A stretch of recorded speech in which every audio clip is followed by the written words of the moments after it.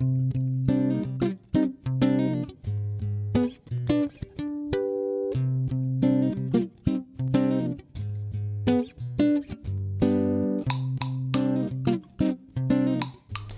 à tous et bienvenue dans Le Choix des Armes, l'émission qui décode la rhétorique des candidats à l'élection présidentielle de 2012. Aujourd'hui, on passe à François Bayrou et on parle d'éthos. Alors vous allez faire le calcul avec moi. Exercice de calcul mental de la part du premier défenseur du calcul mental dans notre pays. L'éthos, c'est l'image que l'orateur renvoie de lui-même à travers son discours. C'est l'un des piliers de la rhétorique, et on peut donc dire que tous les orateurs l'utilisent, consciemment ou pas, habilement et ou pas.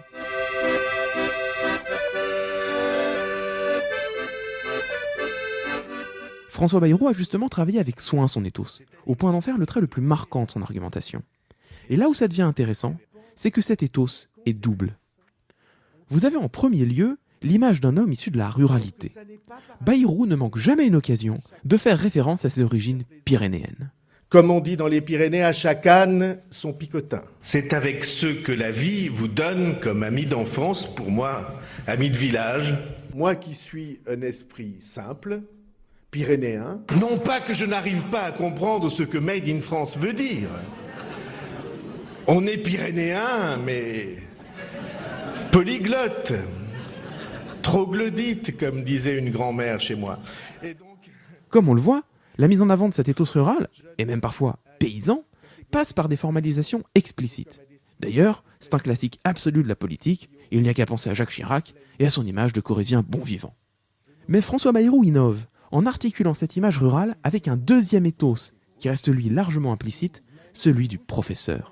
Écoutez attentivement les extraits suivants. Et quel chiffre ai-je tout à l'heure donné pour le nombre de chômeurs? Vous avez compris? Vous me suivez? Alors, on va faire le calcul. Pas du tout. On va faire la règle de 3 ensemble. D'accord? Jusque-là, c'est indiscutable? Bien! Dans ces séquences, rien n'est explicite. Bayrou ne précise jamais qu'il s'exprime en tant qu'agrégé de lettres. Et pourtant, il ne fait aucun doute que c'est le prof qui parle. La technique est simple, et là encore archi-classique. François Bayrou laisse transparaître son éthos d'enseignant en utilisant les marqueurs métadiscursifs de la pédagogie. Les marqueurs métadiscursifs, pour faire très simple, ce sont ces petites phrases qui ne disent rien en elles-mêmes, mais qui contribuent à maintenir l'attention. Et dans bien des cas, elles servent aussi à caractériser un discours. Quand Bayrou nous dit « Vous avez compris ?»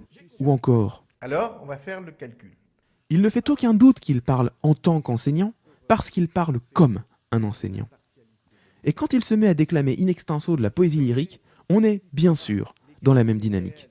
Quand les blés sont sous la grêle, fou qui fait le délicat, fou qui songe à ces querelles, au cœur du commun combat. Ces deux éthos de François Bayrou, ruralité et enseignement, sont intéressants d'un point de vue argumentatif parce qu'ils fonctionnent à la fois ensemble et séparément. Pris individuellement, ils permettent à Bayrou de s'appuyer d'un côté sur le bon sens paysan et de l'autre, de revendiquer la rigueur de l'enseignant. Il peut ainsi s'adresser à deux types de publics très différents, tout en conservant sa crédibilité. Mais par ailleurs, ces deux éthos ont également une certaine cohérence. Ils évoquent en fait une image inhabituelle, comme sortie d'un autre temps, celle de l'instituteur de campagne, le hussard de la République. Je crois que c'est précisément ce qui fait de François Bayrou un orateur peu commun, qui paraît à la fois sincère, sympathique, mais aussi peut-être un poil désuet.